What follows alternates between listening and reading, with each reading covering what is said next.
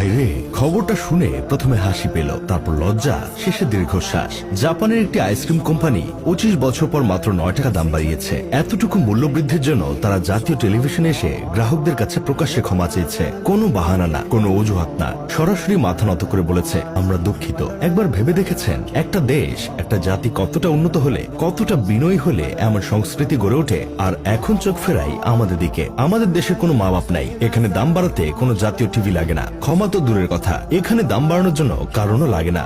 যখন ইচ্ছে তখনই দাম বাড়ে। মহাজন বউয়ের সাথে ঝগড়া করে দোকানে এসে কর্মচারীকে ডাকে, ওই আবুল, পেঁয়াজ কেজিতে 2 টাকা বাড়া। শালিকা নতুন আইফোন চাইছে। ওই কাশেম, ডিমের হালিতে 5 টাকা বাড়া। পাশের বাড়ির এঞ্জেল সাদিয়া প্রেমে ধোকা দিয়েছে, মন খারাপ, তাই ওই মফিজ, আলুর কেজিতে 3 টাকা বাড়া। মোট কথা, এই দেশে কোনো কিছুর দাম বাড়াতে যুক্তি লাগে না, বিবেক লাগে না, দায়িত্ববোধ লাগে না। প্রশ্ন করলে উত্তর আসে আমার চুলের খুশি, তাই দাম বাড়াইছি। এই দেশের মানুষ 400 টাকা কেজি দরে পেঁয়াজ কিনেছে, 900 টাকা কেজি দরে কাঁচামরিচ কিনেছে, 80 টাকা হালি দরে লেবু কিনেছে। অথচ আমরা গর্ব করে বলি আমাদের দেশ কৃষি প্রধান। দেশের 80% মানুষ প্রত্যক্ষ বা পরোক্ষভাবে কৃষির উপর নির্ভরশীল।